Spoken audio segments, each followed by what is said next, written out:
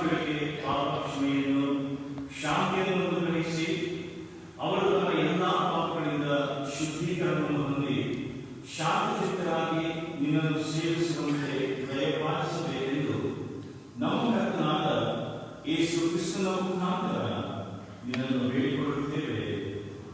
Amen. ಈ ಆರಾಧನೆಗೆ ನೇಮಕವಾದಂತಹ ವೇದ ಪಾರಾಯಣದ ಓದಿನ 2 ಭಾಗಗಳನ್ನು ಓದಿ ಕೇಳಿಸಿಕೊಳ್ಳೋಣ. ಮೊದಲನೇದಾಗಿ ಹಳೆಯ ಒಡಂಬಡಿಕೆ, ನಂತರ ಪ್ರತ್ಯೇಕವಾದ ವೇದ ಪಾರಾಯಣ.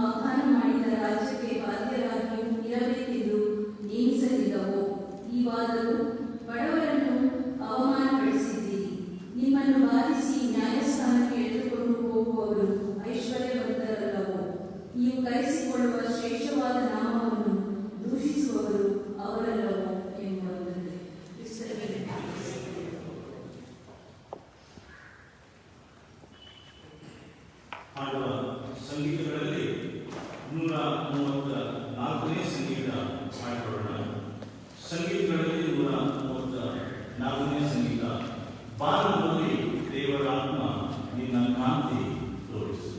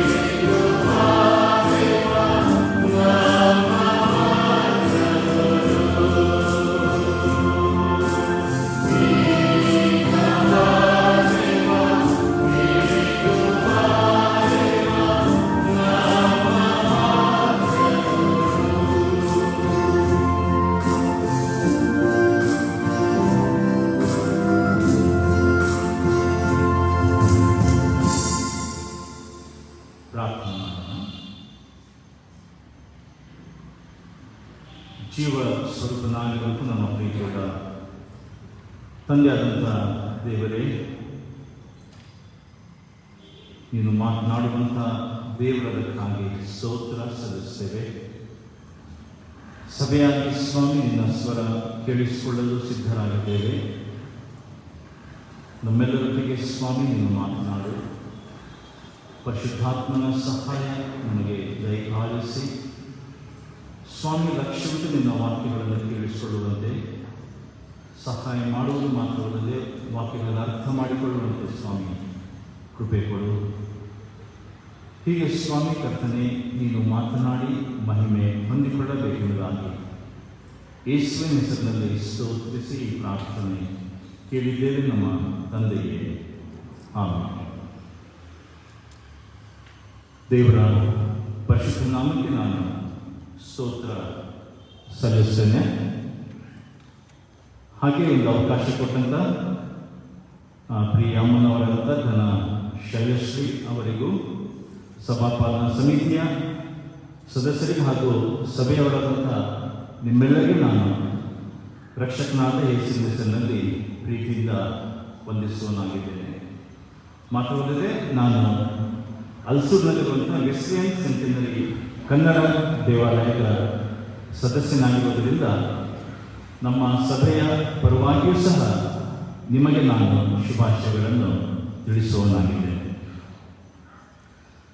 ನಮ್ಮ ಈ ದಿವಸದ ಧ್ಯಾನಕ್ಕಾಗಿ ನೇಮಕವಾದಂಥ ವಿಷಯ ಏನೆಂಬುದಾಗಿ ನೋಡುವಾಗ ಕ್ರಿಶ್ಚಿಯನ್ ರೆಸ್ಪಾನ್ಸ್ ಟು ಪಾವರ್ಟಿ ಎಂಬುದಾಗಿ, ಬಡತನಕ್ಕೆ ಕ್ರೈಸ್ತರ ಪ್ರತಿಕ್ರಿಯೆ ಏನೆಂಬುದಾಗಿ.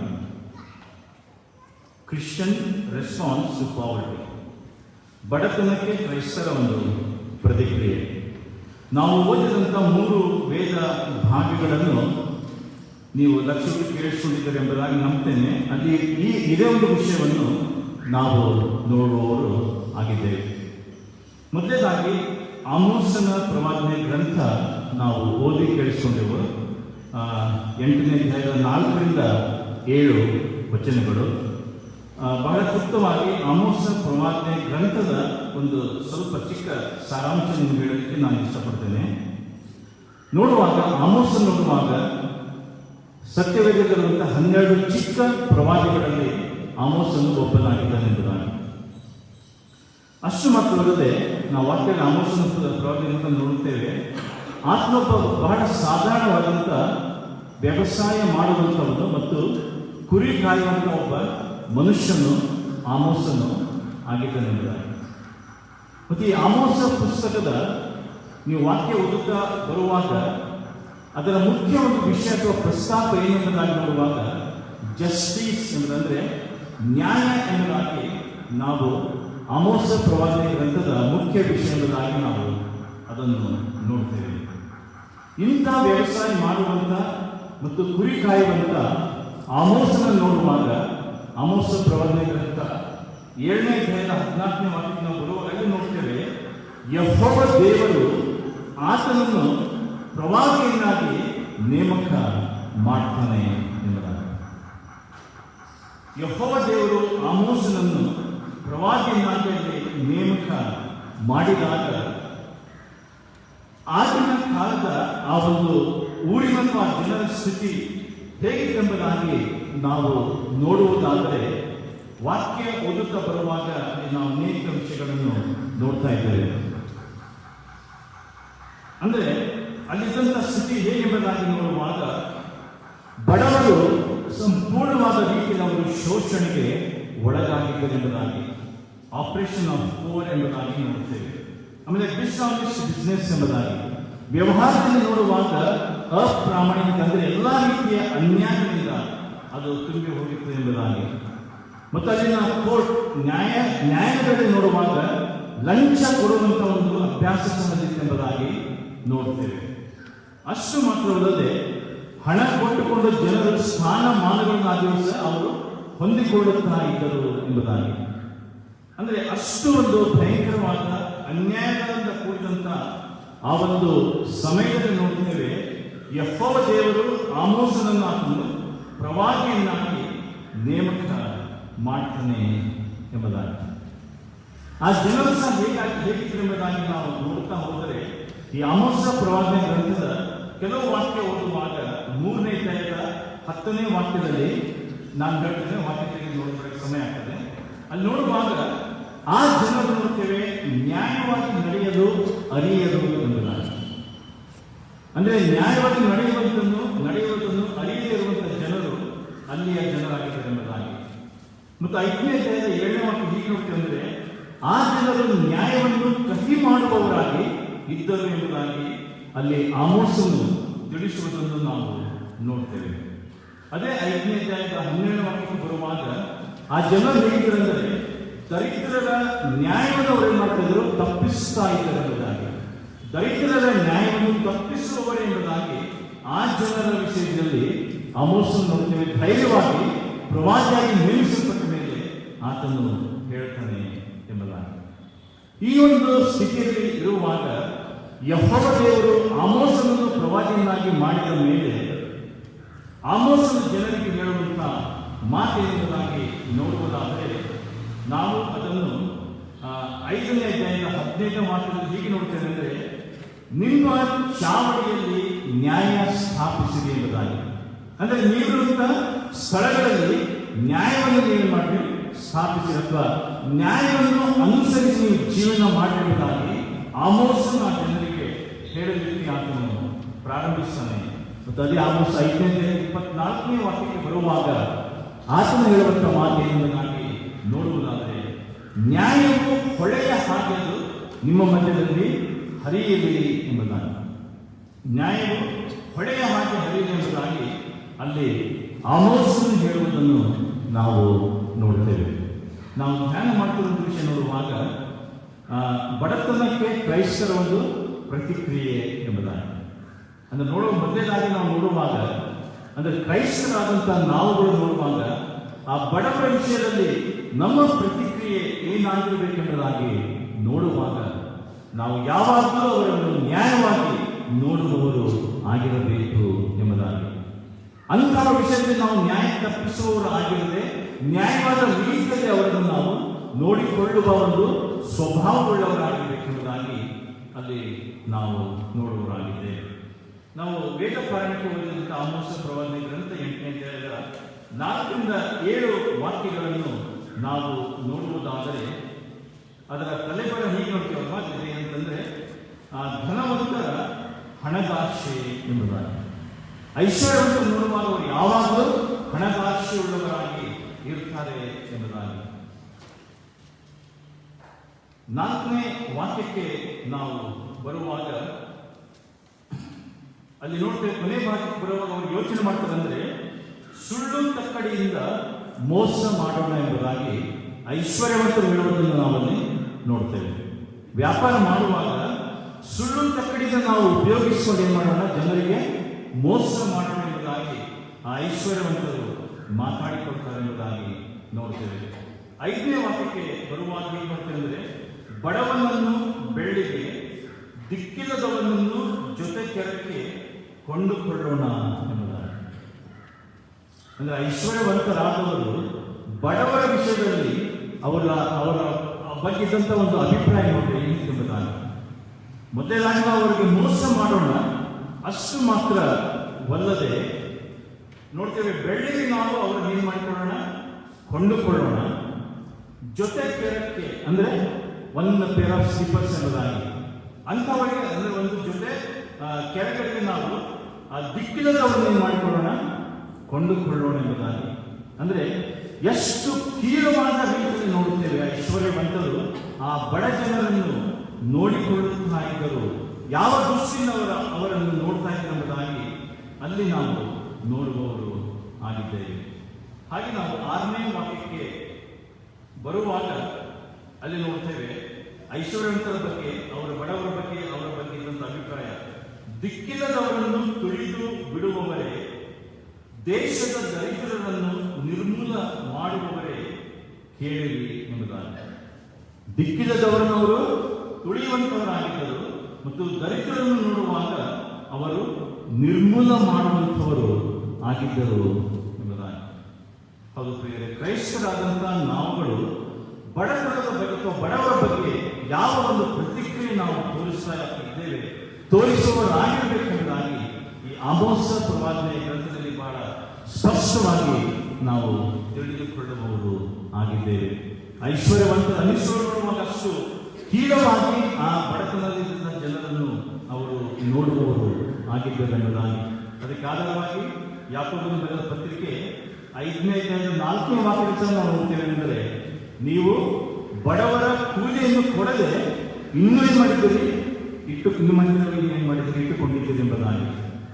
ಹಳೆ ಒಡಂಬಡಿಕೆ ನೇಮ ಎಂಬುದಾಗಿ ನೋಡುವಾಗ ದಿನಗೂಲಿ ಮಾಡುವಂಥವರಿಗೆ ಆ ದಿವಸವೇ ಕೂಲಿಯನ್ನು ಕೊಡಬೇಕೆಂಬಂಥ ಒಂದು ನಿಯಮ ಹಳೆ ಒಡಂಬಡಿಕೆಯ ನಿಯಮವಾಗಿತ್ತೆಂಬುದಾಗಿ. ಆದರೆ ಐಶ್ವರ್ಯವಂತರು ನೋಡುವಾಗ ದಿನಗೂಲಿ ಮಾಡಿದವರ ಕೂಲಿ ನೀವು ಇನ್ನೇನು ಮಾಡಿದ್ದೀರಿ, ಹಿಡಿದುಕೊಂಡು ಅವರನ್ನು ಏನು ಮಾಡ್ತಾ ಇದ್ದೀರಿ, ಪೀಡಿಸುತ್ತಾ ಇದ್ದೀರಿ ಎಂಬುದಾಗಿ ಐಶ್ವರ್ಯವಂತರ ಬಗ್ಗೆ ಅಲ್ಲಿ ಆಮೋಸನ್ನು ಹೇಳುವುದನ್ನು ಮತ್ತು ಯಾಕೋಬನು ಹೇಳುವುದನ್ನು ನಾವು ನೋಡಬಹುದು ಆಗಿದ್ದೇವೆ.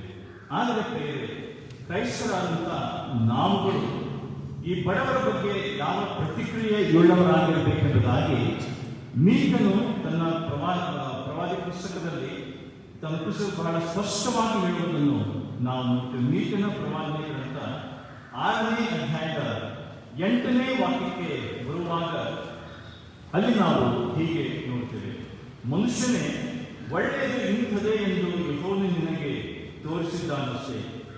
ನ್ಯಾಯವನ್ನು ಆಚರಿಸುವುದು, ಕರುಣೆಯಲ್ಲಿ ಆಸಕ್ತನಾಗಿರುವುದು, ನಿನ್ನ ದೇವರಿಗೆ ನಮ್ರವಾಗಿ ನಡೆದುಕೊಳ್ಳುವುದು, ಇಷ್ಟನ್ನೇ ಹೊರತು ಯೆಹೋವನು ನಿನ್ನಿಂದ ಇನ್ನೇನು ಅಪೇಕ್ಷಿಸುವನೆಂಬುದಾಗಿ ಅಲ್ಲಿ ಪ್ರಶ್ನಾರ್ಥಕ ಚಿಹ್ನೆ ಇರುವುದನ್ನು ನಾವು ನೋಡ್ತೇವೆ.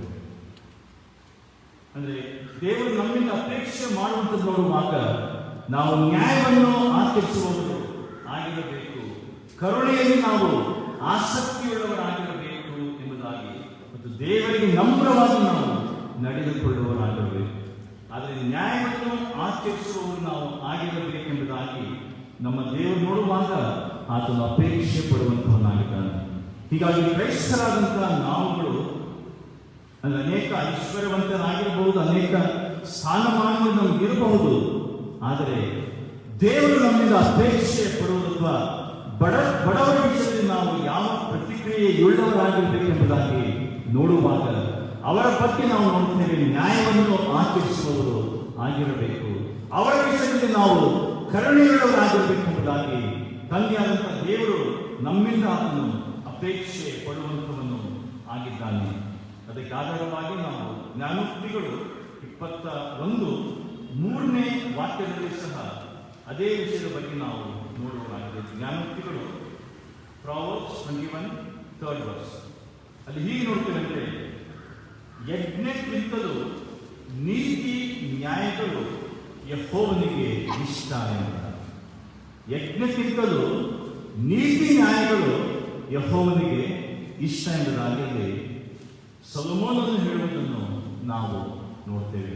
ಆದ ಕಾರಣ ಕ್ರೈಸ್ತರಾದಂಥ ನಮ್ಮ ಒಂದು ಪ್ರತಿಕ್ರಿಯೆ ಬಡವರಿಗೆ ನೋಡುವಾಗ ನಾವು ನ್ಯಾಯವನ್ನು ಆಚರಿಸುತ್ತಾ, ಅಂದರೆ ನ್ಯಾಯವಾಗಿ ಅವರನ್ನು ನೋಡುತ್ತಾ ಅವರ ವಿಷಯ ನಾವು ಕರುಣೆಯುಳ್ಳವರಾಗಿರಬೇಕು, ಅದು ದೇವರಿಗೆ ಇಷ್ಟ ಎಂಬುದಾಗಿ ಇಲ್ಲಿ ಸೊಲೊಮೋನನು ಹೇಳುವುದನ್ನು ನಾವು ನೋಡ್ತೇವೆ. ಹಾಗೆ ಯೋಬನ ಪುಸ್ತಕದಲ್ಲಿ ಸಹ ನಾವು ಒಂದು ವಾಕ್ಯ ನೋಡ್ತೇವೆ. 34ನೇ ಅಧ್ಯಾಯದ 4ನೇ ವಾಕ್ಯದಲ್ಲಿ ನೋಡುವಾಗ ಅಲ್ಲಿ ಯೋಬ ಹೇಳ್ತಂದ್ರೆ, ನಾವು ನ್ಯಾಯವನ್ನೇ ಆರಿಸಿಕೊಳ್ಳೋಣ ಎಂಬುದಾಗಿ, ನ್ಯಾಯವನ್ನೇ ನಾವು ಆರಿಸಿಕೊಳ್ಳೋಣ ಎಂಬುದಾಗಿ ಯೋಬನು ಹೇಳುವುದನ್ನು ನಾವು ನೋಡುವವರು ಆಗಿದ್ದೇವೆ. ಹೌದು ಪ್ರಿಯರೇ, ನಾವು ನ್ಯಾಯವನ್ನು ಆಚರಿಸುವವರಾಗಿರಬೇಕು ಮತ್ತು ಬಡವರ ಕರುಣೆಯುಳ್ಳವರಾಗಬೇಕು ಎಂಬುದಾಗಿ ಯೆಹೋವ ದೇವರಾತನು ಅಪೇಕ್ಷೆ ಪಡುವಂಥವನು ಆಗಿದ್ದಾನೆ. ಜಕ್ಕಾಯನ ವಿಷಯದಲ್ಲಿ ನಾವು ನೋಡುವುದಾದರೆ, ಕರ್ತನಾದ ಯೇಸು ಆ ಜಕ್ಕಾಯನ ಮನೆಗೆ ಹೋದ ಮೇಲೆ ಲೂಕನ ಬರೆದ ಸುವಾರ್ತೆ 19ನೇ ಅಧ್ಯಾಯದ 8ನೇ ವಾಕ್ಯದಲ್ಲಿ ನೋಡುತ್ತೇವೆ, ಯೇಸುವಿನ ಮುಂದೆ ಜಕ್ಕಾಯನು ಮಾಡುವಂತಹ ಒಂದು ಅರಿಕೆ, ಸ್ವಾಮಿ, ನಾನು ಯಾರಿಂದ ಅನ್ಯಾಯವಾಗಿ ಏನನ್ನೇ ಎಳಕೊಂಡಿದ್ದೇ ಆಗಿದ್ದರೆ 4 ನಾನು ಮಾಡ್ತೇನೆ, ಹಿಂದಕ್ಕೆ ಕೊಡ್ತೇನೆ ಎಂಬುದಾಗಿ ಜಕ್ಕಾಯನು ಯೇಸುವಿನ ಮುಂದೆ ಆತನು ಅರಿಕೆ ಮಾಡ್ತಾ ಇದ್ದಾನೆ. ನಾನು ಅನ್ಯಾಯವಾಗಿ ಯಾರಿಂದ ಏನಾದರೂ ಎಳಕೊಂಡೆ ಆದರೆ 4 ವರ್ಷ ನಾನು ಮುಂದೆ ಕೊಡ್ತೇನೆ ಎಂಬುದಾಗಿ. ಅಂದರೆ ನಾನು ಅನ್ಯಾಯವಾಗಿ ನಡೆದುಕೊಂಡಿದ್ದರೆ ನೋಡ್ತೇವೆ, ಇನ್ನು ಮುಂದೆ ನಾನು ನ್ಯಾಯವಾಗಿ ನಡೆದುಕೊಳ್ಳುವನಾಗಿ ಆ ಒಂದು ಕಾರ್ಯ ಮಾಡ್ತೇನೆ ಎಂಬುದಾಗಿ ತಾಯಿನು ಯೇಸುವಿನ ಮುಂದೆ ಅರಿಕೆ ಮಾಡುವುದನ್ನು ನಾವು ನೋಡ್ತೇವೆ.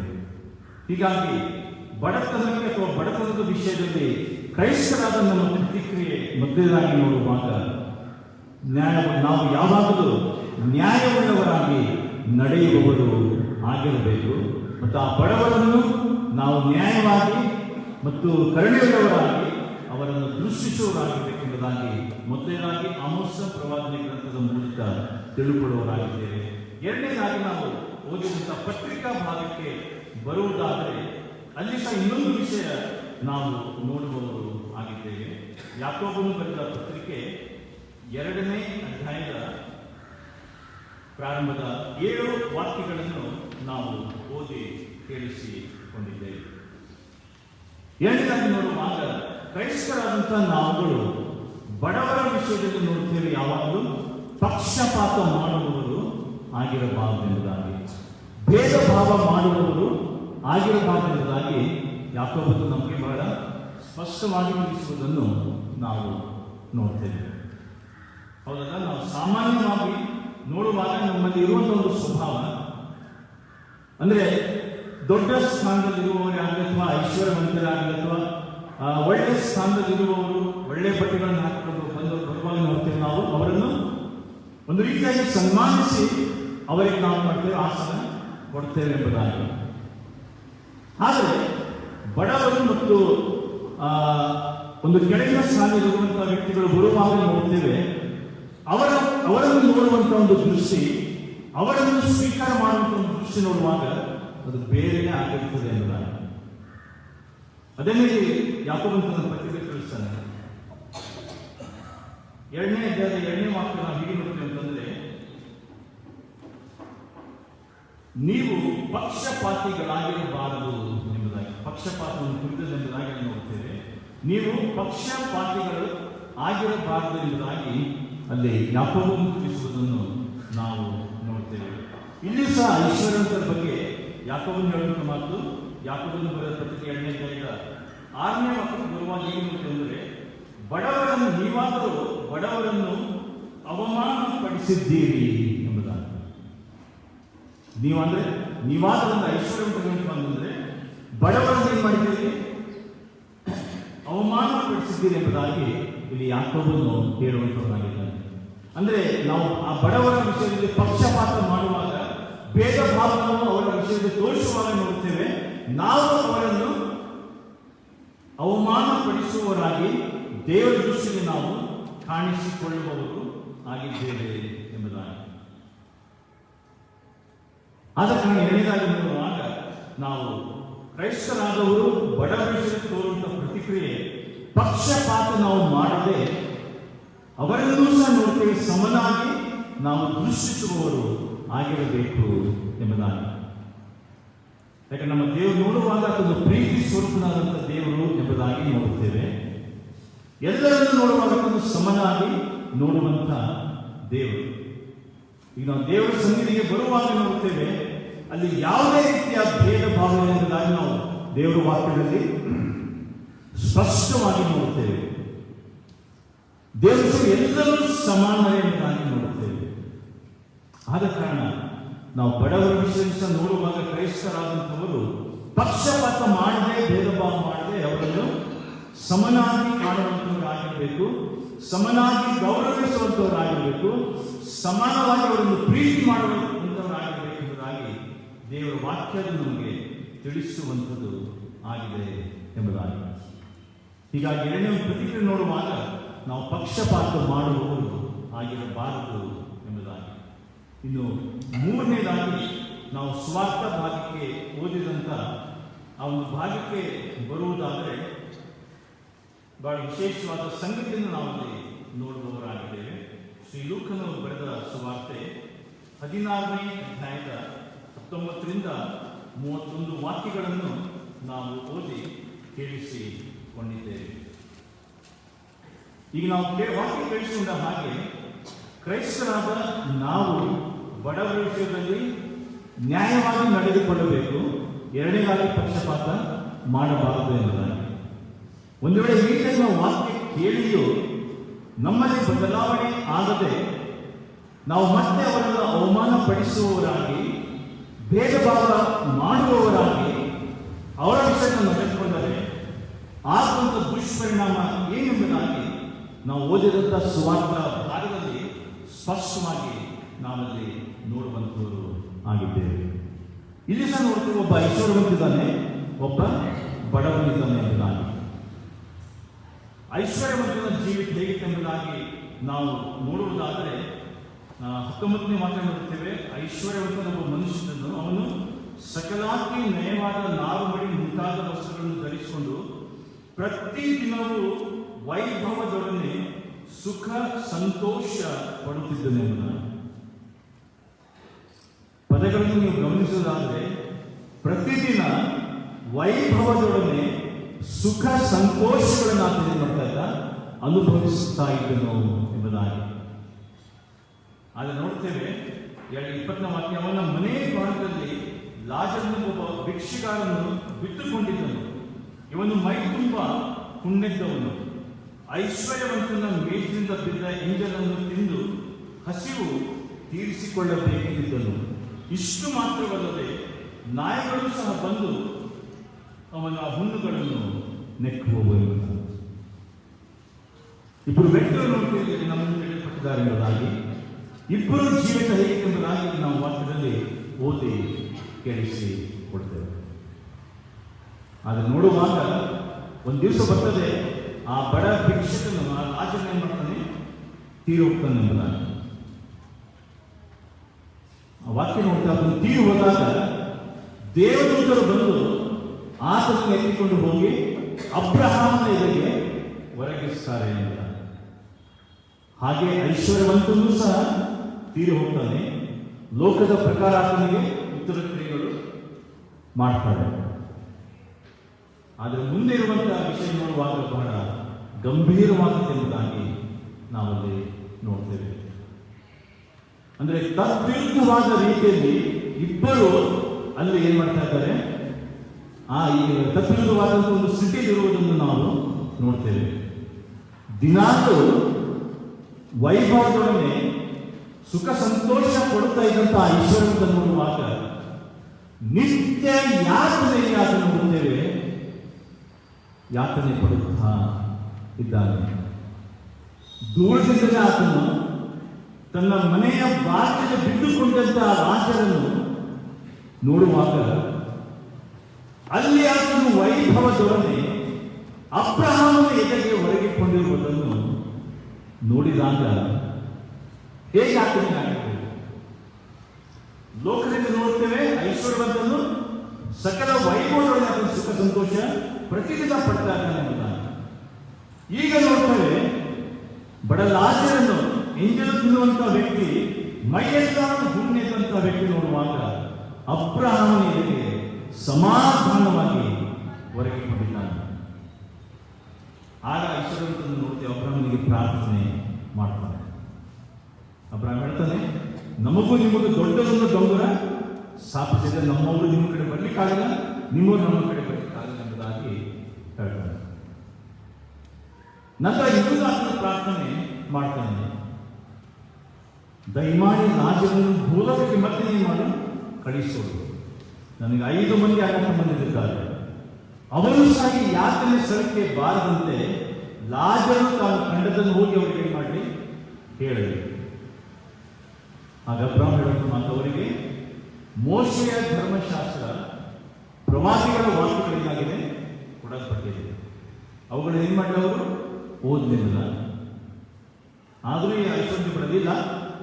ಸತ್ತವರಲ್ಲಿ ಒಬ್ಬ ಯಾರಾದರೂ ಎಷ್ಟೊಂದಿಗೆ ಹೋದರೆ ಅವರು ನಂಬುತ್ತಾರೆ ಎಂಬುದಾಗಿ ತನ್ನ ಅಣ್ಣನ ಆತನು ಹೇಳುವುದನ್ನು ನಾವು ನೋಡ್ತೇವೆ. ಅಂದರೆ ನೋಡುವಾಗ ನಮಗೆ ಅವಕಾಶ, ಸಂದರ್ಭ ಕೊಡಲ್ಪಟ್ಟಾಗ, ಸಮಯ ಕೊಡಲ್ಪಟ್ಟಾಗ ನೋಡ್ತೇವೆ, ನಮ್ಮಲ್ಲಿ ಬದಲಾವಣೆ ಆಗುವುದು, ನಮ್ಮಲ್ಲಿ ರೂಪಾಂತರ ಉಂಟಾಗದೆ ಹೋದರೆ ಕ್ರೈಸ್ತರಾದಂತಹ ನಾವುಗಳು ಈಗ ವಾಕ್ಯ ಕೇಳಿಸಿದ ಹಾಗೆ ಬಡತನ ಅಥವಾ ಬಡವರಿಸದಲ್ಲಿ ನಾವು ನ್ಯಾಯವಾಗಿ ನಡೆದುಕೊಳ್ಳದೆ ಹೋದರೆ, ಪಕ್ಷಪಾತ ಮಾಡದೆ ನಾವು ಹಾಗೆ ಜೀವಿಸಿದರೆ ನೋಡ್ತೇವೆ ಮುಂದೆ ಸಹ ನಮಗೆ ಇದೇ ಸ್ಥಿತಿ ಬಂದು ಒದಗುವ ಸಾಧ್ಯತೆ ಉಂಟು ಎಂಬುದಾಗಿ. ಹೀಗಾಗಿ ಆ ಲಾಜರನ್ನು ನೋಡ್ತೇವೆ, ಅಬ್ರಹಾಮನ ಎದುರಿಗೆ ಆತನು ಹೊರಗಿಕೊಂಡನು ಎಂಬುದಾಗಿ ನೋಡುವಾಗ, ಅಂದರೆ ನಾವು ಬಡವರ ವಿಷಯದಲ್ಲಿ ಈ ರೀತಿಯಾದ ಪ್ರತಿಕ್ರಿಯೆ ತೋರಲು ನಮಗೆ ಅವಶ್ಯಕವಾದದ್ದು ಮೊದಲಾಗಿ ಏನೆಂಬುದಾಗಿ ನೋಡುವಾಗ, ನಾವು ರಕ್ಷಣೆ ಹೊಂದದೆ ಹೋದರೆ ಈ ರೀತಿಯ ಪ್ರತಿಕ್ರಿಯೆ ತೋರಲು ಅದು ನಮಗೆ ಸಹಾಯ ಮಾಡುವುದಿಲ್ಲ ಎಂಬುದಾಗಿ. ನನ್ನ ಪಾಪಕ್ಕಾಗಿ ನಾನು ಪಶ್ಚಾತ್ತಾಪಪಟ್ಟು ರಕ್ಷಣೆ ಹೊಂದಿ ಕರ್ತನಾದ ಯೇಸುವನ್ನು ನನ್ನ ಜೀವಿತಕ್ಕೆ ಆತನು ರಕ್ಷಕನು ಒಡೆಯೆಂಬುದಾಗಿ ನಾನು ಸ್ವೀಕಾರ ಮಾಡಿ ಆತನ ಮಗನಾಗಿ ನಾವು ರೂಪಾಂತರ ಹೊಂದದೆ ಹೊರತು ನೋಡುತ್ತೇವೆ. ಬಡತನಕ್ಕೂ ಬಡವ ವಿಷಯದಲ್ಲಿ ನಾವು ಈ ರೀತಿಯಾದಂತಹ ಪ್ರತಿಕ್ರಿಯೆ ತೋರಿಸಲು ನಮಗೆ ಸಾಧ್ಯವಿಲ್ಲ ಎಂಬುದಾಗಿ ನೋಡ್ತೇವೆ. ಸೈತಾನನು ನಾವು ಅವರನ್ನು ಹಾಗೆ ಭೇದ ಭಾವ ಮಾಡಿ ಅನ್ಯಾಯವಾಗಿ ನೋಡಿಕೊಳ್ಳುತ್ತಾ ಪಕ್ಷಪಾತ ಮಾಡುವ ಹಾಗೆ ನಮ್ಮಲ್ಲಿ ಆತನು ಕಾರ್ಯ ಮಾಡ್ತಾನೆ. ಆದರೆ ನಾವು ರಕ್ಷಣೆ ಹೊಂದಿ ಯೇಸು ಸ್ವಾಮಿಯನ್ನು ನಂಬಿಕೆಟ್ಟು ವಾಕ್ಯವಾಗಿ ಪ್ರಾರ್ಥನೆ ಮಾಡುವಾಗ ನೋಡುತ್ತೇವೆ ಈ ರೀತಿಯಾದಂತಹ ಎರಡು ಪ್ರತಿಕ್ರಿಯೆಗಳು ನಮ್ಮಲ್ಲಿ ಉಂಟು ಬರಲಿಕ್ಕೆ ನಮಗೆ ಅದೇನು ಮಾಡ್ತದೆ, ಸಹಾಯ ಮಾಡ್ತದೆ ಎಂಬುದಾಗಿ ನಾವಲ್ಲಿ ನೋಡುತ್ತೇವೆ. ಅದಕ್ಕೆ ಆಧಾರವಾಗಿ ಎಫೆಸದವರಿಗೆ ಬರೆದ ಪತ್ರಿಕೆ 2:10 ವಾಕ್ಯದಲ್ಲಿ ನಾವು ಹೀಗೆ ನೋಡ್ತೇವೆ ಅಂದರೆ, ಸತ್ಕಾರ್ಯಗಳನ್ನು ಮಾಡುವುದಕ್ಕಾಗಿಯೇ ನಾವು ಕ್ರಿಸ್ತ ಯೇಸುವಿನಲ್ಲಿ ಸೃಷ್ಟಿಸಲ್ಪಟ್ಟೆವು ಎಂಬುದಾಗಿ. ಸತ್ಕಾರ್ಯಗಳನ್ನು ಮಾಡುವುದಕ್ಕಾಗಿ ನಾವು ಕ್ರಿಸ್ತನಲ್ಲಿ ಸೃಷ್ಟಿಸಲ್ಪಟ್ಟಿದ್ದೇವೆ ಎಂದು ಅಂದ್ರೆ ಅರ್ಥ ನೋಡುವಾಗ ಅದೇ 2:5-17 ವಾಕ್ಯದಲ್ಲಿ ನೋಡ್ತೇವಲ್ವಾ, ಯಾರ್ಯಾರು ಕ್ರಿಸ್ತನಲ್ಲಿ ಇದ್ದಾರೋ ಅವರು ನೂತನ ಸೃಷ್ಟಿಗಳಾದರೆ ಎಂಬುದಾಗಿ. ಪೂರ್ವಸ್ಥಿತಿ ಎಲ್ಲ ನೂತನವಾಯಿತು. ಅಂದರೆ ನಾವು ರಕ್ಷಣೆ ಹೊಂದಿದ ಮೇಲೆ ಎಲ್ಲವೂ ನಮಗೆ ನೂತನ ಉಂಟಾಗುವಾಗ ನಾವು ನೋಡುತ್ತೇವೆ, ದೇವರ ಮಕ್ಕಳಾಗ್ತೇವೆ. ಪವಿತ್ರಾತ್ಮನ ಫಲಗಳನ್ನು ಕೊಡುವ ಹಾಗೆ ನಮ್ಮಲ್ಲಿ ದೇವರ ವಾಕ್ಯ ಪ್ರಾರ್ಥನೆ ಅದು ನಮಗೆ ಸಹಾಯ ಮಾಡ್ತದೆ ಎಂಬುದಾಗಿ. ಹೀಗೆ ನಾವು ಕ್ರೈಸ್ತರಾಗಿ ಬಡವರ ವಿಷಯದಲ್ಲಿ ಈ ರೀತಿ ಎರಡು ಪ್ರತಿಕ್ರಿಯೆಗಳನ್ನು ತೋರಿಸಲು ನಮಗೆ ಸಹಾಯ ಮಾಡುವಂಥದ್ದು ಆಗಿದೆ ಎಂಬುದಾಗಿ. ಪ್ರಕಟಣೆಗೆ ಒಂದು ವಾಕ್ಯ ನೋಡ್ತೇವೆ, 14-13 ವಚನ. ಅಲ್ಲಿ ಏನು ನೋಡ್ತೀವಿ ಅಂತಂದ್ರೆ, ಆ ವಾಕ್ಯದ ಕೊನೆ ಭಾಗ ಹೀಗೆ ನೋಡ್ತೀವಿ ಅಂದರೆ, ಅವರ ಸುಕೃತ್ಯಗಳು ಅವರೊಡನೆ ಬರುವುದು ಎಂಬುದಾಗಿ. ಅಂದರೆ ಕ್ರಿಸ್ತನ ಭಕ್ತರಾಗಿ ಯಾರು ಈ ಲೋಕದಲ್ಲಿ ಜೀವಿಸ್ತಾರೋ ಅವರು ಮರಣ ಹೊಂದಿದ್ರು ಸಹ ನೋಡ್ತೇವೆ, ಅವರ ಸುಕೃತ್ಯಗಳು ಅವರೊಡನೆ ಬರುವುದು ಎಂಬುದಾಗಿ. 2 ಕೊರಿಂಥ 5:10 ವಾಕ್ಯ ನಾವು ಹೀಗೆ ನೋಡ್ತೇವೆ ಅಂದರೆ, ನಾವು ನಮ್ಮ ದೇಹದ ಮೂಲಕ ನಡೆಸಿದ ಒಳ್ಳೆಯದಾಗಲಿ ಕೆಟ್ಟದ್ದಾಗಲಿ ಪ್ರತಿಯೊಂದು ಕಾರ್ಯದ ವಿಷಯದಲ್ಲಿ ದೇವರ ಮುಂದೆ ನಾವು ನ್ಯಾಯ ವಿಚಾರಣೆಗೆ ಒಂದು ದಿವಸ ಯಥಾಸ್ಥಿತಿಯಲ್ಲಿ ನಿಂತುಕೊಳ್ಳಬೇಕು ಎಂಬುದಾದರೆ, ಸರಿಯಾದ ತೀರ್ಪು ಹೊಂದುವುದಕ್ಕಾಗಿ ನಾವು ದೇವರ ಸನ್ನಿಧಿಯಲ್ಲಿ ಯಥಾಸ್ಥಿತಿಯಲ್ಲಿ ಕಾಣಿಸಿಕೊಳ್ಳಬೇಕೆಂಬುದಾಗಿ ಅಲ್ಲಿ ಪೌಲನು ಕೊರಿಂಥದವರಿಗೆ ಪತ್ರಿಕೆಯನ್ನು ಬರೆಯುವಾಗ ತಿಳಿಸುವಂಥವನು ಆಗಿದ್ದಾನೆ. ಪ್ರಿಯರು, ನಾವು ಧ್ಯಾನ ಮಾಡಿದ ವಿಷಯ ನೋಡುವಾಗ ಕ್ರಿಶ್ಚಿಯನ್ ರೆಸ್ಪಾನ್ಸ್ ಟು ಪಾವರ್ಟಿ ಎಂಬುದಾಗಿ, ಬಡತನದ ಬಡವ ವಿಷಯದಲ್ಲಿ ನಮ್ಮ ಪ್ರತಿಕ್ರಿಯೆ ಏನಾಗಿರಬೇಕು ಎಂಬುದಾಗಿ. ಮುಖ್ಯವಾಗಿ ಎರಡು ಪ್ರತಿಕ್ರಿಯೆ ಎಂಬುದಾಗಿ ನಾವು ನೋಡಿಕೊಂಡೆವು. ನ್ಯಾಯವಾಗಿ ನಾವು ಅವರ ವಿಷಯದಲ್ಲಿ ನಡೆದುಕೊಳ್ಳಬೇಕು, ಭೇದ ಭಾವ ಪಕ್ಷಪಾತ ನಾವು ಮಾಡುವವರಾಗಿ ಇರಬಾರದು. ಕರುಣೆಯನ್ನು ನಾವು ಆಚರಿಸಬೇಕೆಂಬುದೇ ದೇವರ ಒಂದು ಇಷ್ಟ ಎಂಬುದಾಗಿ ನಾವು ಮೇಲಿನ ಪ್ರವಾದ ಗ್ರಂಥದಲ್ಲಿ ನೋಡಿಕೊಂಡೆವು. ಈ ರೀತಿಯ ಪ್ರತಿಕ್ರಿಯೆ ನಾವು ಅವರಿಗೆ ತೋರಿಸಬೇಕಾದರೆ ನಮ್ಮಲ್ಲಿರುವಂಥ ಅವಶ್ಯಕತೆ ನೋಡುವಾಗ ನಾವು ದೇವರ ಮಕ್ಕಳಾಗಬೇಕಂದ್ರೆ ರಕ್ಷಣೆ ಹೊಂದಿ ನಾವು ದೇವರ ಮಕ್ಕಳಾಗಿ ವಾಕ್ಯ ಓದುತ್ತಾ ಪ್ರಾರ್ಥನೆ ಮಾಡುತ್ತಾ ಜೀವಿಸುವಾಗ ನೋಡ್ತೇವೆ ಈ ರೀತಿಯ ಪ್ರತಿಕ್ರಿಯೆ ಮಾಡಿ ಅದು ನಮಗೆ ಸಹಾಯ ಮಾಡುವಂಥದ್ದಾಗಿದೆ. ಈ ರೀತಿಯಾಗಿ ನಾವು ಜೀವಿಸುವ ಹಾಗೆ ದೇವರು ಈ ವಾಕ್ಯಗಳ ಬೆಳಕಿನಲ್ಲಿ ನಮಗೆ ಸಹಾಯ ಮಾಡಿ ಆಮೇಲೆ ಪ್ರಾರ್ಥನೆ ಮಾಡಿಕೊಳ್ಳೋಣ. ಪ್ರೀತಿ ಸ್ವರೂಪನಾಗಿರುವುದು ನಮ್ಮ ಪ್ರೀತಿಗಳ ತಂದೆಯಾದಂಥ ದೇವರೇ ನಿನ್ನ ವಾಕ್ಯಗಳಿಗಾಗಿ ಸ್ತೋತ್ರ ಸಲ್ಲಿಸ್ತೇವೆ. ಪ್ರೀತಿ ಸ್ವರೂಪ ನೀತಿ ಸ್ವರೂಪನದಕ್ಕಾಗಿ ವಂದಿಸ್ತೇವೆ.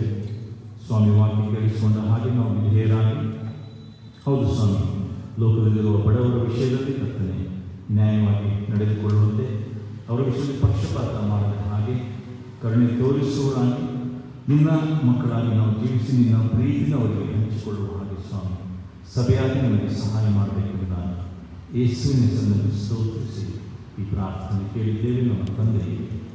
ಆಮೆನ್.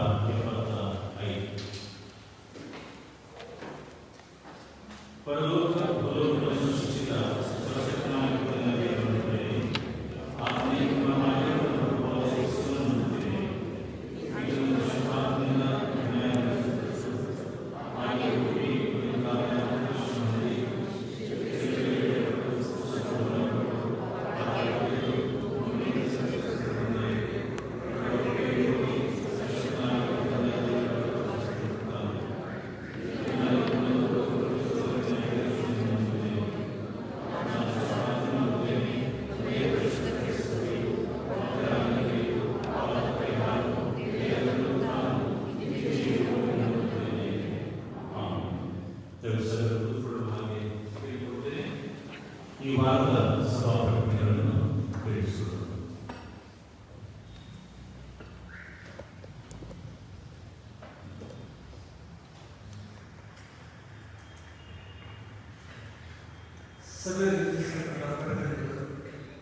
ಇಂದಿನ ಆರಾಧನೆಗೆ ಬಂದಿರುವ ತಮ್ಮೆಲ್ಲರನ್ನು ಮತ್ತು ಆರಾಧನೆ ನಡೆಸಿಕೊಟ್ಟಿರುವಂತಹ ಹಲಸರು ಎಸ್.ಡಿ. ಕನ್ನಡ ಸಂಘಟನಾ ವಿದ್ಯಾಲಯದ ಶ್ರೀ ಶುಶಿಪುರಿಯವರನ್ನು ಅವರ ಮನೆಯವರನ್ನು ಕ್ರಿಸ್ತನ ಪ್ರೀತಿಯ ಹೆಸರಲ್ಲಿ ಸ್ವಾಗತಿಸಿ ವಂದಿಸುವುದಾಗಿದ್ದೇವೆ. ಈ ವಾರದಲ್ಲಿ ತಮ್ಮ ಜನ್ಮದಿನವನ್ನು ಎದುರುನೋಡುತ್ತಿರುವಂತಹ ನಮ್ಮ ಸ್ನೇಹಿತರು Shri Wesley Shanthakumar, Shri John Sujith Kumar, Neon Samuel, Shri Vedaprasanna Kumar, Shrimati A. Elizabeth, Shri Dileep Babu, Shri Anil Madhukatti, Shri Jacob Tejaswi ಇವರುಗಳು. ಈ ವಾರದಲ್ಲಿ ತಮ್ಮ ಅಭಾವವನ್ನು ಎದುರುನೋಡುತ್ತಿರುವ ನಮ್ಮ ಸಭಾಧಿಪತಿಗಳು ಶ್ರೀಮತಿ ಪ್ರಿಯಾ ಮತ್ತು ಶ್ರೀ ಸುಹಾಸ್ವಿ, ಶ್ರೀಮತಿ ಮೇರಿ ಹಾಗೂ ಶ್ರೀ ಅನಿಲ್ ಮಧುಕಟ್ಟಿ, ಶ್ರೀಮತಿ ಅನುಷಹಾನ ಮತ್ತು ಶ್ರೀ ದೀಪೇನ್ ಅಭಿಷೇಕ್ ದೇವಿ, ಶ್ರೀಮತಿ ಜಯಮಣಿಯಮ್ಮ ಹಾಗೂ ಶ್ರೀ ಜೋಸೆಫ್ ಗಂಗಾಧಿ, ಶ್ರೀಮತಿ ಕ್ಲಾರಿಬಲ್ ಕ್ಯಾರೋಲಿನ್ ಮತ್ತು ಶ್ರೀ ಇ.ಸಿ. ಆಲ್ಬರ್ಟ್, ಶ್ರೀಮತಿ ಹನ್ನಾ ಪ್ರೀತಿ ಮತ್ತು ಶ್ರೀ ಸುರೇಶ್ ಬಾಬು ಇವರೆಲ್ಲರನ್ನು ದೇವರು ಈ ಮುಂದಿನ ದಿನಗಳಲ್ಲೂ ಹೆಚ್ಚಾಗಿ ಆಶೀರ್ವದಿಸಲೆಂದು ಸಭೆಯಾಗಿ ಹಾರೈಸುವುದಾಗಿದೆ.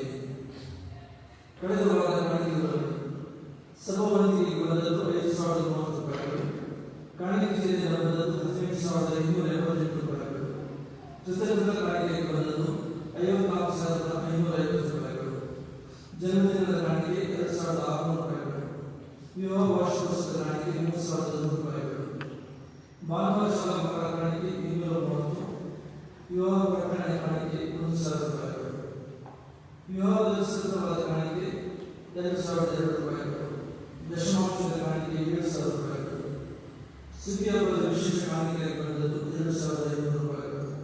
ಹೀಗೆ ಕಳೆದ ವರ್ಷ ಒಟ್ಟು ಕಾಣಿಕೆ 96,300 ರೂಪಾಯಿಗಳು. ಸುಗ್ಗಿ ಹಬ್ಬದ ಹಣದ ನಾಮಕ ಬಾಕಿಯಾಗಿ ಬಂದದ್ದು 53,500 ರೂಪಾಯಿಗಳು. ಸಹೋದರಿಯ ಒಬ್ಬರ ಚಿಕಿತ್ಸೆಗಾಗಿ ಬಂದ ವಿಶೇಷ ಕಾಣಿಕೆ 15,600 ರೂಪಾಯಿಗಳು. ಅನಾರೋಗ್ಯದಲ್ಲಿ ಬಂದ ಶ್ರೀಮತಿ ಸುಷ್ಮಾ ದಾಸ್ ಅವರ ಚಿಕಿತ್ಸೆಗಾಗಿ ಧನ ಸಹಾಯದಿಂದ ಹೆಚ್ಚಿಸುವುದು, ಅದನ್ನು ಅವರ ಪ್ರೈವೇಟ್ ಸಂದರ್ಭದಲ್ಲಿ ನೀಡಬಹುದು ಹಾಗೂ ಮುಂದಿನ ಭಾನುವಾರ ಇದಕ್ಕಾಗಿ ಒಂದು ವಿಶೇಷ ಕಾಣಿಕೆಯನ್ನು ಸಂಗ್ರಹಿಸಲು ಆಲೋಚಿಸಲಾಗಿದೆ. ಸಭೆಯವರ ವ್ಯವಸ್ಥೆಗಳೇನಾದರೂ ಬದಲಾಗಿರುವುದಾದರೆ ಅದನ್ನು ನಾವು ಬರವಣಿಗೆ ಮೂಲಕ ಸ್ವೀಕರಿಸಬೇಕೆಂದು ಕೋರುವುದಾಗಿದ್ದೇವೆ. ನಮ್ಮ ಸಭೆಯ ಯೋಜನೆ ವೃತ್ತವು ಇನ್ನು ಮುಂದೆ ಪ್ರತಿ ಶನಿವಾರ ಸಾಯಂಕಾಲ 6:30 ರಿಂದ 7:30 ನಡೆಸಲಾಗುವುದು. ಇದರಲ್ಲಿ ಎಲ್ಲ ಯೋಜನೆಯನ್ನು ಭಾಗವಹಿಸುವಂತೆ ಕೂಟದ ಸಂಚಾಲಕ ಕಾರ್ಯದರ್ಶಿ ಸುಹಾಸ್ ಅವರು ಕೇಳಿಕೊಂಡಿರುತ್ತಾರೆ. ಮಂಗಳೂರಿನ ಕರ್ನಾಟಕ ದೇವಸ್ಥಾನ ಕಾಲೇಜಿನ ನಿವೃತ್ತ ಪ್ರಿನ್ಸಿಪಾಲರಾದ ಗಣ ಡಾಕ್ಟರ್ ಹನಿವಾಲ್ ಕಾರ್ಪೆಟ್ ಅವರು ನಿನ್ನೆ ಘಟನೆ ನೀಡಿರುತ್ತಾರೆ ಎಂದು ವಿಷಯಿಸುವವರಾಗಿದ್ದೇವೆ. ಸಭೆಯ ವರ್ಗವಾಗಿ ಅವರ ಕುಟುಂಬದ ವರ್ಗವಾಗಿ ಪ್ರಾರ್ಥಿಸಬಹುದಾಗಿದೆ. ವಿವಾದ ಪ್ರಕಟಣೆ. ನಮ್ಮ ಸಭೆಗೆ ಸೇರಿದ ಶ್ರೀ ಇಮಾನುವೇಲ್ ದೇವಪ್ರಸಾದ್ ಅವರ ಮಕ್ಕಳಾದ ಚಿರಂಜೀವಿ ಸೌಭಾಗ್ಯವತಿ ಸುನ್ನಿಕಾಯಿ ಭಾಗ್ಯವು ಒರಿಸ್ಸಾ ಕ್ರಿಶ್ಚಿಯನ್ ಫೆಲೋಶಿಪ್ ಹೈದರಾಬಾದ್ ಈ ಸಭೆಗೆ ಸೇರಿದ ಶ್ರೀ ಆಶೀಶ್ ರಂಜನ್ ದಾಸ್ ಅವರ ಮಗನಾದ ಚಿರಂಜೀವಿ ಅಭಿಷೇಕ್ ದಾಸ್ ವಿವಾದಿಗೂ ಪರಿಶುದ್ಧ ವಿವಾಹ ಸಂಸ್ಕಾರವು ನೆರವೇರಲಿದೆ ಎಂಬುದಾಗಿ ಪ್ರಕಟಿಸುವವರಾಗಿದೆ. ಇವರಿಬ್ಬರು ಈ ಮದುವೆ ಮೂಲಕ ಉನ್ನಾಗವಾಗುವುದರಲ್ಲಿ ಯಾರಿಗಾದರೂ ನ್ಯಾಯವಾದ ಕಾರಣಗಳೇನಾದರೂ ಇರುವುದಾದರೆ ಅಂಥವರು ಅದನ್ನು ಬರವಣಿಗೆ ಮೂಲಕ ಮುಂಚಿತವಾಗಿ ಸಭಾಪಾಲಕರಿಗೆ ತಿಳಿಸಲಾಗುವುದು. ಇದು ಇವರ ವಿವಾಹದ ಎರಡನೇ ಪ್ರಕಟಣೆ. ಮುಂದಿನ ಭಾನುವಾರದ ಆರಾಧನೆಯನ್ನು ಬೆಳಿಗ್ಗೆ 9 ಗಂಟೆಗೆ ನಡೆಸಲಾಗುವುದು.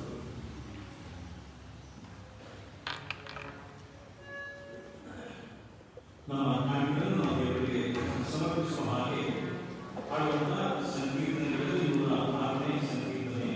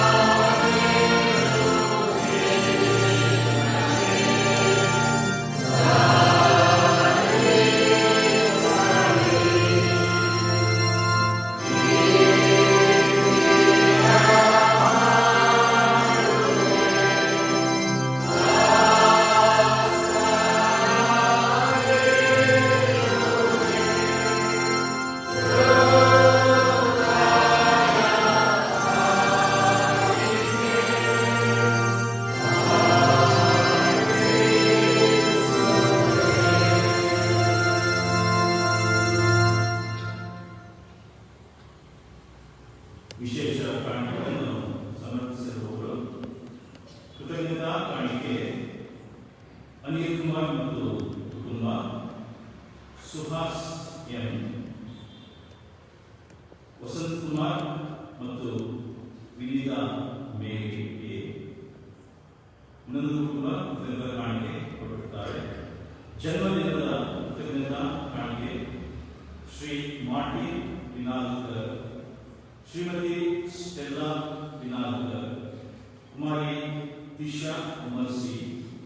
ವಿವಾಹ ವಾರ್ಷಿಕೋತ್ಸವದ ಕೃತಜ್ಞತಾ ಕಾಣಿಕೆ ಪ್ರಿಯಾ ಮತ್ತು ಸುಹಾಸ್ ಬಿ, ಅಮೃತ ಮತ್ತು ಕೆಎಸ್ ಇನೋಶ್ ಪ್ರಸಾದ್. ಕೃತಜ್ಞತಾ ವಿವಾಹ ವಾರ್ಷಿಕೋತ್ಸವ ಕೃತಜ್ಞತಾ ಕಾಣಿಕೆ ಎಸ್ ಇಮ್ಯಾನ್ಯುಯಲ್ ಪ್ರಸನ್ನ ಕುಮಾರ್ ಹಾಗೂ ಆರ್ ಸ್ಟೆಲ್ಲಾ ಮೇರೆ. ಎಲ್ಲ ಕಾಣಿಕೆಗಳಿಗಾಗಿ ದೇವರಿಗೆ ಸಲ್ಲಿಸಿ ಪ್ರಾರ್ಥನೆ ಮಾಡಿಕೊಳ್ಳೋಣ. ಎಲ್ಲ ಒಳ್ಳೆಯ ಜ್ಞಾನಗಳಿಗೆ ಮೂಲ ಕಾರಣವಾಗಿರುವಂತಹ ನಮ್ಮ ಪ್ರಿಯರ ತಂದೆಯಾದಂತಹ ದೇವರೇ, ವಾಕ್ಯ ಹೇಳುವಂತೆ ನಾವು ಕಾಣಿಕೆ ಇಲ್ಲದೆ ಸ್ವಾಮಿ ನಿನ್ನ ಸನ್ನಿಧಿಯಲ್ಲಿ ಬರಬಾರದೆಂಬುದಾಗಿ ಕಾಣಿಕೆಯೊಡನೆ ನಿನ್ನ ಸನ್ನಿಧಿಯಲ್ಲಿ ಕಾಣಿಸಿಕೊಳ್ಳುವಂತೆ ಸಹಾಯ ಮಾಡಿದ್ದಕ್ಕಾಗಿ ಸ್ತೋತ್ರ. ನಮ್ಮೆಲ್ಲರನ್ನು ಸ್ವಾಮಿ ಆಶೀರ್ವಾದ ಮಾಡಿ ನೀನು ಕೊಟ್ಟದಕ್ಕೆ ಪ್ರತಿಯಾಗಿ ಸ್ವಲ್ಪವಾಗಿ ಕಾಣಿಕೆ ಕೊಡುವಂತೆ ಸ್ವಾಮಿ ನಮಗೆ ಸಹಾಯ ಮಾಡಿದೆ, ಪ್ರೇರೇಪಿಸಿದೆ. ಅದಕ್ಕಾಗಿ ಸ್ತೋತ್ರ. ನಮ್ಮೆಲ್ಲರಿಗೆ ಕೊಟ್ಟ ಆರೋಗ್ಯ, ಸ್ವಸ್ಥ ಬುದ್ಧಿ, ಎಲ್ಲ ಅಂಗಾಂಗಗಳಿಗಾಗಿ, ಕೆಲಸಗಳಿಗಾಗಿ, ನಮ್ಮ ವ್ಯವಹಾರಗಳಿಗಾಗಿ, ಆಶೀರ್ವಾದವನ್ನು ಕೊಡುವ ಸಂಬಳಕ್ಕಾಗಿ ನಾವು ನಿಮಗೆ ಸ್ತೋತ್ರ ಸಲ್ಲಿಸುತ್ತೇವೆ. ಹೀಗೆ ಸ್ವಾಮಿ ನಾವು ಕರ್ತನೆ ಕೊಡುವಾಗ ವಾಕ್ಯ ಹೇಳುವಂತೆ ಸಂತೋಷವಾಗಿ ಉದಾರವಾಗಿ ಕೊಡುವಂತೆ ಸ್ವಾಮಿ ನಮ್ಮಲ್ಲಿ ನೀನು ಪ್ರೇರೇಪಿಸು, ಕಾರ್ಯ ಮಾಡಬೇಕೆಂಬುದಾಗಿ ಬೇಡಿಕೊಳ್ಳುತ್ತೇವೆ. ಸಭೆಯಾಗಿ ನಾವು ಕೊಟ್ಟಿರುವ ಕಾಣಿಕೆ ಸ್ವಾಮಿ ನಿಮಗೆ ಮೆಚ್ಚುಗೆಯಾಗಲಿ ಮತ್ತು ಅದು ನಿನ್ನ ದೃಷ್ಟಿಯಲ್ಲಿ ಯೋಗ್ಯವಾಗಲಿ ಎಂಬುದಾಗಿ ಪ್ರಾರ್ಥನೆ ಮಾಡುವರಾಗಿದ್ದೇವೆ. ವಿಶೇಷವಾಗಿ ಸ್ವಾಮಿ ಜನ್ಮ ದಿನಗಳನ್ನು, ವಿವಾಹ ವಾರ್ಷಿಕೋತ್ಸವ ಕಂಡು ಮತ್ತು ಕೃತಜ್ಞತಾ ಕಾಣಿಕೆಯನ್ನು ಕರೆದಿರಿಸಿಕೊಟ್ಟಂತ ಎಲ್ಲರಿಗಾಗಿ ಸ್ವಾಮಿ, ಸದಸ್ಯರುಗಳಿಗಾಗಿ, ಕುಟುಂಬಗಳಿಗಾಗಿ ಕರ್ತನೆ ನಾವು ನಿಮಗೆ ಸ್ತೋತ್ರ ಸಲ್ಲಿಸುತ್ತೇವೆ. ಆಶೀರ್ವಾದವಾಗಿ ಕೊಟ್ಟ ಹೊಸ ವರ್ಷಕ್ಕಾಗಿ ವಂದಿಸುತ್ತೇವೆ. ಆಶೀರ್ವಾದವಾಗಿ ಕೊಟ್ಟಂತ ದಾಂಪತ್ಯ ಜೀವನದ ಹೊಸ ವರ್ಷಕ್ಕಾಗಿ ಕೂಡ ಸ್ವಾಮಿ ನಾವು ನಿಮಗೆ ಸ್ತೋತ್ರ ಸಲ್ಲಿಸುತ್ತೇವೆ. ಹೀಗಿಷ್ಟು ಆಶೀರ್ವಾದಗಳ ಮೇಲೆ ಆಶೀರ್ವಾದ ಮಾಡುತ್ತಿರುವಾಗ ಅದಕ್ಕೆ ಪ್ರತಿಯಾಗಿ ಸ್ವಾಮಿ ನಾವು ರಕ್ಷಣೆ ಹೊಂದಿ ನಿನ್ನ ಮಕ್ಕಳಾಗಿ ಬಾಳುವಂತೆ, ಜೀವಿಸುವಂತೆ ಮತ್ತು ನಮ್ಮ ಜೀವಿತದ ಮೂಲಕ ಅನೇಕರು ನಿನ್ನನ್ನು ಕಂಡುಕೊಳ್ಳುವ ಹಾಗೆ ನಮ್ಮ ಜೀವಿತಗಳು ಅನೇಕರಿಗೆ ಲೋಕಕ್ಕೆ ಸಾಕ್ಷಿಯಾಗುವ ಹಾಗೆ ನೀನು ಸ್ವಾಮಿ ರೂಪಿಸುವುದಾಗಿ ನಾವು ನಿನ್ನಲ್ಲಿ ಪ್ರಾರ್ಥನೆ ಮಾಡುವರಾಗಿದ್ದೇವೆ. ಹೌದು ಸ್ವಾಮಿ, ಒಂದು ಸಭೆಗಾಗಿ ಬೇಡಿಕೊಳ್ಳುತ್ತೇವೆ. ಅವನವರಿಗಾಗಿ, ಅವರ ಕುಟುಂಬ, ಅವರ ಸೇವೆಗಾಗಿ, ಹಾಗೆ ಸಭಾಪಾಲ ಸಮಿತಿಯವರು, ಅವರ ಕುಟುಂಬಗಳು, ಅವರ ಸೇವೆಗಾಗಿ, ಸಭೆಯ ಎಲ್ಲಾ ಸದಸ್ಯರುಗಳಿಗಾಗಿ, ಎಲ್ಲಾ ಕುಟುಂಬಗಳಿಗಾಗಿ ನಾವು ನಿಮಗೆ ಸ್ವಾಮಿ ಸ್ತೋತ್ರ ಸಲ್ಲಿಸುತ್ತೇವೆ. ಚಿಕ್ಕ ಮಗುವಿನ ಹಿಡಿದುಕೊಂಡು ಎಲ್ಲರನ್ನೂ ಸ್ವಾಮಿ ಆಶೀರ್ವಾದ ಮಾಡಬೇಕೆಂಬುದಾಗಿ ಬೇಡುತ್ತೇವೆ. ಕುಟುಂಬ ಜೀವಿತದಲ್ಲಿ, ಕೆಲಸಗಳಲ್ಲಿ, ಮಕ್ಕಳ ವಿದ್ಯಾಭ್ಯಾಸ ಬೆಳವಣಿಗೆಯಲ್ಲಿ ಕರ್ತನೆ, ಯವನಸ್ಥ ಮಕ್ಕಳ ವಿದ್ಯಾಭ್ಯಾಸ ಬೆಳವಣಿಗೆಗೆ ಸ್ವಾಮಿ ಕರ್ತನೆ ಸಹಾಯ ಮಾಡಿ ನಡೆಸಬೇಕೆಂಬುದಾಗಿ ನಾವು ನಿಮ್ಮಲ್ಲಿ ಪ್ರಾರ್ಥನೆ ಮಾಡುವರಾಗಿದ್ದೇವೆ. ವಿಶೇಷವಾಗಿ ಒಂದು ಕೊರೋನಾ ವೈರಸ್ ಸಮಯದಲ್ಲಿ ಕರ್ತನೆ ಮೂರನೇ ಅಲೆಯಿಂದ ನಮ್ಮೆಲ್ಲರನ್ನು ತಪ್ಪಿಸಿ ಕಾಪಾಡಿದೆ. ಮಕ್ಕಳಿಗೆ ಯಾವುದೇ ತೊಂದರೆ ಆಗದಂತೆ ಕಾದಿರಿಸುವುದಕ್ಕಾಗಿ ಸಭೆಯಾಗಿ ನಾವು ನಿಮಗೆ ಸ್ತೋತ್ರ ಸಲ್ಲಿಸುತ್ತೇವೆ. ಮುಂದಿನ ದಿನಗಳಲ್ಲಿ ಇನ್ನೂ ಕರ್ತನೆ ಅವರ ಸ್ವಾಮಿ ಎಲ್ಲವೂ ಕರ್ತನೆ ಸಂಪೂರ್ಣವಾಗಿ ನಾಶವಾಗಿ ಎಲ್ಲೆಡೆ ಆರೋಗ್ಯ ನೆಲೆಸುತ್ತದೆ. ಮಾತ್ರವಲ್ಲದೆ ಸ್ವಾಮಿ ಅವರ ಕರ್ತನೆ ಸಹಜತೆಯಲ್ಲಿ ಮರಳುವ ಹಾಗೆ ಕೃಪೆ ಕೊಡಬೇಕೆಂಬುದಾಗಿ ಪ್ರಾರ್ಥಿಸಿ. ಮುಂದಿನ ದಿನಗಳಲ್ಲಿ ಕರ್ತನೆ ಮಕ್ಕಳಿಗೆ ಶಾಲೆಗಳು ಪ್ರಾರಂಭವಾಗುತ್ತಿರುವಾಗ ಸ್ವಾಮಿ ಕರ್ತನೆ ಮಕ್ಕಳನ್ನು ವಿಶೇಷವಾದ ರೀತಿಯಲ್ಲಿ ಕಾಪಾಡುವಂತೆ ನಾವು ನಿನ್ನಲ್ಲಿ ಪ್ರಾರ್ಥನೆ ಮಾಡುವರಾಗಿದ್ದೇವೆ. ಪ್ರತ್ಯೇಕವಾಗಿ ಸ್ವಾಮಿ ಒಂದು ಸಮಯದಲ್ಲಿ ದಿವಸದಲ್ಲಿ ಇದ್ರೆ ಹೋದಂತ ಡಾಕ್ಟರ್ ಅವರಿಗೋಸ್ಕರ ಸ್ವಾಮಿ ನಾವು ಪ್ರಾರ್ಥನೆ ಮಾಡುವರಾಗಿದ್ದೇವೆ. ಅವರು ಸ್ವಾಮಿ ಅವರು ಮಾಡಿದ ಸೇವೆಗಾಗಿ ನಾವು ನಿಮಗೆ ಸ್ತೋತ್ರ ಸಲ್ಲಿಸುತ್ತೇವೆ. ಅವರ ಒಂದು ಜೀವಿತಕ್ಕಾಗಿ, ಆಯುಷ್ಕಾಲಕ್ಕಾಗಿ ವಂದಿಸುತ್ತೇವೆ. ಅನೇಕ ವರಗಳಿಂದ ನೀನು ಅವರನ್ನು ತುಂಬಿಸಿ ಉಪಯೋಗಿಸಿಕೊಂಡಿದ್ದೆ ಸ್ವಾಮಿ. ಅದಕ್ಕಾಗಿ ಸ್ತೋತ್ರ ಸಲ್ಲಿಸುತ್ತೇವೆ. ನಿನ್ನ ಚಿತ್ತದ ಮೇರೆಗೆ ನಿದ್ರೆ ಹೋಗಿರುವಾಗ ಹೊಲಸನ್ನು ಬಿಟ್ಟು ಅವರ ಪತ್ನಿ, ಮಕ್ಕಳು, ಕುಟುಂಬದವರು ಮತ್ತು ಅನೇಕ ಸ್ವಾಮಿ ಬಂಧು ಬಳಗ ಸಭೆಗಳೆಲ್ಲರಿಗೋಸ್ಕರ ಪ್ರಾರ್ಥಿಸುತ್ತೇವೆ. ನೀನೊಬ್ಬನೇ ಸಿದ್ಧವಾಗಿ ಆರಿಸುವ ದೇವರು, ಸಂತೈಸುವ ದೇವರು, ಅವರೆಲ್ಲರನ್ನು ಆರಿಸಿ ಸಂತೈಸಿ ಕರ್ತನೆ ಬಲಪಡಿಸುವ ಹಾಗೆ ಸ್ವಾಮಿ ನಾವು ನಿನ್ನಲ್ಲಿ ಪ್ರಾರ್ಥನೆ ಮಾಡುತ್ತೇವೆ. ಅಷ್ಟು ಮಾತ್ರವಲ್ಲದೆ ದೇವರೇ, ಆಯ್ಕೆಯಿರುವಂತಹ ಶ್ರೀಮತಿ ಸುಸನ್ನ ದಾಸ್, ಶ್ರೀ ಟಿ.ಜೆ. ಆಂಬ್ರೋಸ್, ಶ್ರೀಮತಿ ಜಯ ಎಲಿಸಬೆತ್, ಶ್ರೀ ಪಾಲ್ ಸುಂದರಂ ಇವರಿಗೋಸ್ಕರ ಸ್ವಾಮಿ ನಾವು ನಿನ್ನಲ್ಲಿ ಪ್ರಾರ್ಥನೆ ಮಾಡುತ್ತೇವೆ. ಯೆಹೋವನ ನಾಮಕ್ಕೆ ಆರೋಗ್ಯದಾಯಕವೆಂಬುದಾಗಿ ಹೇಳಿದ ದೇವರೇ, ಇವರ ಆರೈಕೆ ನಿನ್ನ ಆಶೀರ್ವಾದ ಮಾಡು. ನಿನ್ನ ಗಾಯದ ಹಸ್ತದ ಸ್ವಾಮಿಯನ್ನು ಮುಟ್ಟಿ ಕರ್ತನೆ ಗುಣಪಡಿಸುವ ಹಾಗೆ ನಾವು ನಿನ್ನಲ್ಲಿ ಪ್ರಾರ್ಥನೆ ಮಾಡುತ್ತೇವೆ. ಶ್ರೇಷ್ಠ ಔಷಧಿಯಾದ ಒಳ್ಳೆಯ ಕಾರ್ಯ ಮಾಡುವ ಹಾಗೆ ಸ್ವಾಮಿ ನಾವು ನಿನ್ನಲ್ಲಿ ಪ್ರಾರ್ಥಿಸುವುದಾಗಿದ್ದೇವೆ. ಮುಪ್ಪಿನ ಪ್ರಾಯದಲ್ಲಿ ಒಬ್ಬೊಬ್ಬರನ್ನು ಸಹ ನಿನ್ನ ಆಶೀರ್ವಾದ ಮಾಡಿ ಕರ್ತನೆ ಮುಪ್ಪಿನ ತನಕ ನಾನೇ ನಿಮಗೆ ಆಧಾರವಾಗಿ ಹೇಳಿದ್ದೇವೆ. ಅವರೆಲ್ಲರನ್ನೂ ಕರ್ತನೆ ಬಲಪಡಿಸಿ ನಡೆಸುವ ಹಾಗೆ ಪ್ರಾರ್ಥಿಸುತ್ತೇವೆ. ಕಾಣಿಕೆಯನ್ನು ಪೈಸೆಯನ್ನು ವ್ಯರ್ಥವಾಗಿ ಹೋಗದೆ ಕರ್ತನೆ ಈ ಸಭೆಯ ಏಳಿಗೆಗಾಗಿ, ನಿನ್ನ ರಾಜ್ಯದ ವಿಸ್ತರಣೆಗಾಗಿ ಉಪಯೋಗವಾಗುವಂತೆ ಸ್ವಾಮಿ ಆಶೀರ್ವದಿಸು. ಈ ಕಾಣಿಕೆಯೊಂದಿಗೆ ಸ್ವಾಮಿ ನಮ್ಮನ್ನೇ ನಿನಗೆ ಮೀಸಲಾಗಿ ಮೆಚ್ಚುಗೆಯಾಗಿರುವ ಸಜೀವ ಯಜ್ಞವಾಗಿ ಅರ್ಪಿಸುವಂತೆ ಪ್ರೇರೇಪಿಸಿ ನಡೆಸಬೇಕೆಂಬುದಾಗಿ ಯೇಸುವಿನ ಹೆಸರಿನಲ್ಲಿ ಸ್ತೋತ್ರಿಸಿ ಈ ಪ್ರಾರ್ಥನೆ ಕೇಳಿದ್ದೇವೆ ನಮ್ಮ ತಂದೆಯೇ. ಆಮೆನ್.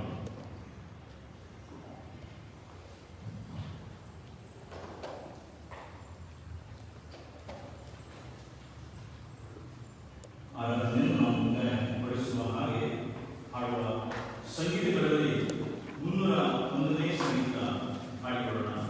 ಸಂಗೀತಗಳಲ್ಲಿ 301 ನಾವು ಸಂದೇಶ ಕೇಳಿದ ಹಾಗೆ ಕ್ರೈಸ್ತರಾದ ನಮ್ಮ ಮೇಲೆ ದೊಡ್ಡ ಭಾರ